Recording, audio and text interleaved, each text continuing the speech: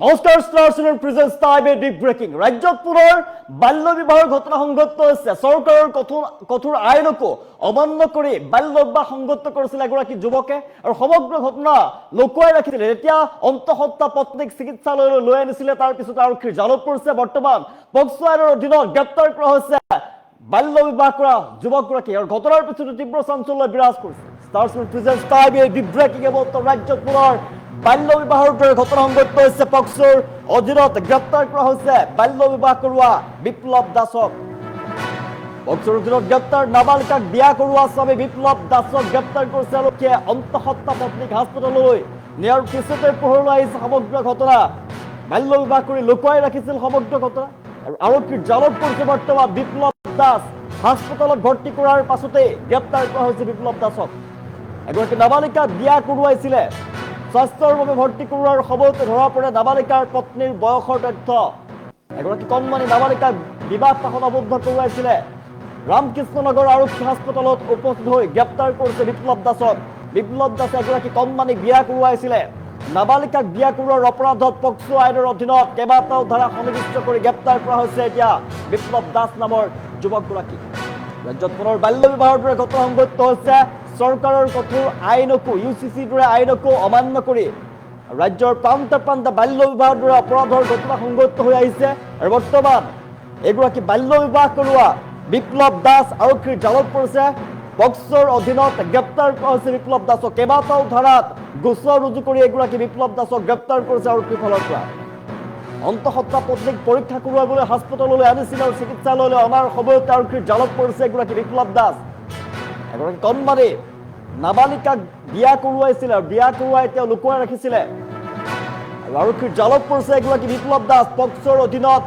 বাল্য বিবাহ কৰোৱা এগৰাকী বিপ্লৱ দাসক গ্ৰেপ্তাৰ কৰিছে আৰক্ষীয়ে ৰাজ্যত সম্পূৰ্ণৰূপে নিষিদ্ধ বাল্য বিবাহৰ দৰে ঘটনা বাল্য বিবাহ নিষিদ্ধ কৰিছে চৰকাৰৰ ফালৰ পৰা কিন্তু একাংশই চৰকাৰৰ কঠোৰ আইনকো অমান্য কৰি বাল্য বিবাহৰ দৰে অপৰাধ সংঘটিত কৰিছে আৰু বাল্য বিবাহৰ অপৰাধত এগৰাকী বিপ্লৱ দাসক গ্ৰেপ্তাৰ কৰিছে পক্সো আইনৰ অধীনত আৰক্ষীয়ে গ্ৰেপ্তাৰ কৰি লৈ গৈছে অন্তঃসত্ত্বা পত্নীক হাস্পতাললৈ নিয়াৰ পাছতে আৰক্ষীয়ে গম পায় সমগ্ৰ তথ্য পোহৰলৈ আহি পৰে এগৰাকী কণমানিক বিয়া কৰোৱাইছিলে অন্তঃসত্ত্বা পত্নীক পৰীক্ষাৰ বাবে চিকিৎসালয়লৈ লৈ আনিছিল আৰু সেই সময়তে আৰক্ষীৰ জালত পৰিছে এগৰাকী বিপ্লৱ দাস আৰু বৰ্তমান পক্সো আইনৰ অধীনত কেইবাটাও ধাৰাত গোচৰ ৰুজু কৰা হৈছে বিপ্লৱ দাসক লৈ আনিছে আৰক্ষীয়ে থানালৈ আমি দৃশ্যাংশ দেখুৱাইছোঁ বাল্য বিবাহ কৰি কোনো সাৰি যাব নোৱাৰিব ৰাজ্যৰ প্ৰান্তে প্ৰান্তে আৰক্ষী কঠোৰ হৈ পৰিছে ৰাজ্যৰ মুখ্যমন্ত্ৰীয়ে কঠোৰ নিৰ্দেশ প্ৰদান কৰিছে আৰু ইতিমধ্যে বাল্য বিবাহৰ দৰে ঘটনা যাতে ৰাজ্যত সংঘটিত নহয় তাৰ বাবে কঠোৰ আইনো আনিছে কিন্তু একাংশই কঠোৰ আইনকো অমান্য কৰি বাল্য বিবাহ সংঘটিত কৰি গৈছে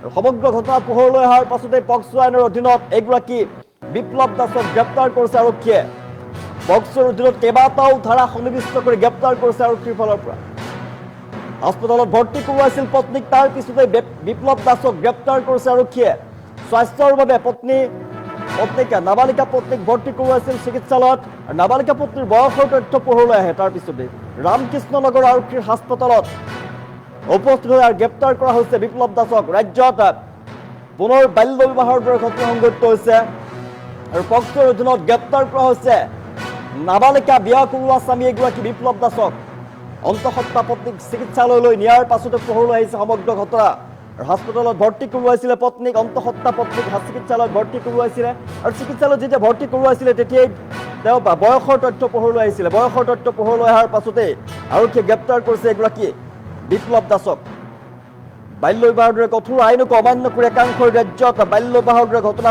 সংঘটিত কৰিছে আৰু বাল্য বিবাহৰ অপৰাধত এগৰাকী বিপ্লৱ দাসক কৰায়ত্ব কৰিছে আৰক্ষীৰ ফালৰ পৰা বাল্য বিবাহ কৰি কোনো সাৰি যাব নোৱাৰিব কিন্তু ৰাজ্যত কঠোৰ আইন বলবৎ হৈছে ইতিমধ্যে ইউচিচিৰ দৰে আইন বলবৎ হৈছে ৰাজ্যত আৰু বাল্য বিবাহ কৰি কোনো সাৰি যাব নোৱাৰিব কঠোৰ জেল হ'ব বৃহৎ পৰিমাণৰ জৰিমনা ভৰিব লাগিব বাল্য বিবাহ কৰি এইবাৰ বিপ্লৱ দাস নামৰ এগৰাকী যুৱক আৰক্ষীৰ জালত পৰিছে নাবালিকাক বিয়া কৰোৱাৰ অপৰাধত পক্সো আইনৰ অধীনত এগৰাকীৰ বিৰুদ্ধে কেইবাটাও গোচৰ ৰুজু কৰিছে আৰক্ষীয়ে ৰাজ্যত পুনৰ বাল্য বিবাহৰ দৰে ঘটনা সংঘটিত হৈছে অন্তঃসত্ত্বা নাবালিকা পত্নীক চিকিৎসালয়লৈ নিয়াৰ পিছতে গ্ৰেপ্তাৰ স্বামী বিপ্লৱ দাস বাল্য বিবাহৰ দৰে উদ্বেগজনক ঘটনা ৰাজ্যত পোহৰলৈ আহিছে নাবালিকা কিশোৰীক বিবাহ কৰোৱাৰ অভিযোগত পক্সো আইনৰ অধীনত গ্ৰেপ্তাৰ কৰা হৈছে বিপ্লৱ দাস নামৰ যুৱকগৰাকীক। আৰু ঘটনাই সমগ্ৰ অঞ্চলজুৰি তীব্ৰ চাঞ্চল্যৰ সৃষ্টি কৰিছে। অন্তঃসত্ত্বা নাবালিকা পত্নীৰ স্বাস্থ্যজনিত সমস্যাৰ বাবে বিপ্লৱ দাসে এখন চিকিৎসালয়ত ভৰ্তি কৰোৱাইছিলে। ৰামকৃষ্ণ নগৰস্থিত হাস্পতালত ভৰ্তি কৰোৱাইছিলে। আৰু চিকিৎসালয়ত যেতিয়া ভৰ্তি কৰোৱাইছিলে, নিয়ম মাফিক যি নথিপত্ৰ পৰীক্ষা কৰাৰ যি নিয়ম থাকে, নথিপত্ৰ পৰীক্ষা কৰাৰ সময়তে স্বাস্থ্যকৰ্মীয়ে নাবালিকাগৰাকীৰ বয়স সম্পৰ্কীয় তথ্য লাভ কৰে। তেওঁ একেবাৰে কম বয়সীয়া, মাত্ৰ 14 বছৰ তেওঁ। আৰু তেতিয়া বিষয়টো সন্দেহজনক বুলি বিবেচনা কৰা হয় আৰু আৰক্ষীক অৱগত কৰে। আৰু খবৰ পাই ৰামকৃষ্ণ নগৰ আৰক্ষী তৎক্ষণাত হাস্পতালত উপস্থিত হয়।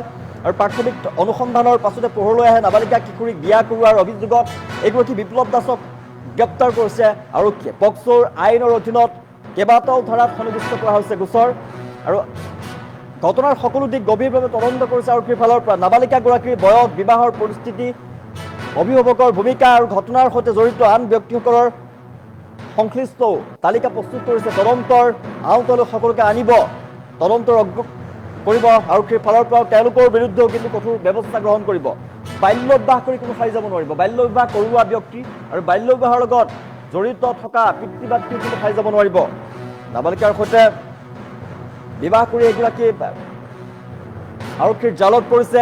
বিপ্লৱ দাস নামৰ এগৰাকী যুৱক আৰক্ষীৰ জালত পৰিছে। কেইবাটাও ধাৰাত গোচৰ ৰুজু কৰা হৈছে। এগৰাকীক গ্ৰেপ্তাৰ কৰি লৈ গৈছে আৰক্ষীৰ ফালৰ পৰা। দৃশ্যাংশ দেখুৱাইছো, এগৰাকী উজ্জ্বল দাসক গ্ৰেপ্তাৰ কৰি আৰক্ষীয়ে লৈ যোৱাৰ দৃশ্যাংশ আমি দেখুৱাইছো। ৰাজ্যত পুনৰ বাল্য বিবাহৰ ঘটনা সংঘটিত হৈছে। চৰকাৰৰ কঠোৰ আইন, কিন্তু চৰকাৰৰ কঠোৰ আইনক অমান্য কৰি বিপ্লৱ দাস সংঘটিত কৰিছিল বাল্য বিবাহৰ দৰে অপৰাধৰ ঘটনা। বাল্য বিবাহ সংঘটিত কৰি এগৰাকী বিপ্লৱ দাস আৰক্ষীৰ জালত পৰিছে। আৰক্ষীয়ে পক্সো আইনৰ অধীনত কেইবাটাও ধাৰাত গোচৰ ৰুজু কৰিছে। আৰু বিপ্লৱ দাসৰ জেল হ'ব আৰু জৰিমনা, বৃহৎ পৰিমাণৰ জৰিমনাও হ'ব। আৰু বিপ্লৱ দাসৰ বিবাহৰ সৈতে, বাল্য বিবাহৰ সৈতে জড়িত আন অভিভাৱক বা আন কোনো যদি ব্যক্তি আছে, তেওঁলোকৰ বিৰুদ্ধে আৰক্ষীয়ে তদন্ত চলাব। আৰু তদন্তত যদি পোহৰলৈ আহে, তেনেহ'লে তেওঁলোকৰ বিৰুদ্ধেও ব্যৱস্থা গ্ৰহণ কৰিব আৰক্ষীৰ ফালৰ পৰা। ৰাজ্যত যিহেতু বাল্য বিবাহ নিষিদ্ধ কৰিছে চৰকাৰে, বাল্য বিবাহ ৰোধৰ বাবে আইন আনিছে চৰকাৰৰ ফালৰ পৰা, UCCৰ দৰে আইন আনিছে, ইউনিফৰ্ম চিভিল কোডৰ দৰে। কিন্তু একাংশই বাল্য বিবাহৰ দৰে ঘটনা, মাৰাত্মক যি ঘটনা, এই ঘটনা সংঘটিত কৰি আহিছে, বাল্য বিবাহ কৰোৱাই আহিছে। আৰু অন্তঃসত্ত্বা পত্নীক পৰীক্ষা কৰোৱাবলৈ যাওঁতেই চিকিৎসালয়ত যেতিয়া পৰীক্ষা কৰাবলৈ গৈছিল বিপ্লৱ দাসে, তেতিয়াই সমগ্ৰ ঘটনা পোহৰলৈ আহে। আৰু বৰ্তমান কেইবাটাও ধাৰাত গোচৰ ৰুজু কৰা হৈছে। কেইবাটাও ধাৰাত গোচৰ ৰুজু কৰি নাবালিকাক বিয়া কৰোৱা এগৰাকী স্বামী বিপ্লৱ দাসক আৰক্ষীয়ে গ্ৰেপ্তাৰ কৰিছে আৰু থানালৈ লৈ গৈছে। এটাৰ পিছত আনটাকৈ বাল্য বিবাহৰ লগত জড়িত ঘটনা পোহৰলৈ আহিছে। ৰাজ্যত পুনৰ বাল্য বিবাহৰ ঘটনা আৰু বাল্য বিবাহৰ লগত জড়িত এগৰাকী বিপ্লৱ দাসক গ্ৰেপ্তাৰ কৰিছে আৰক্ষীয়ে।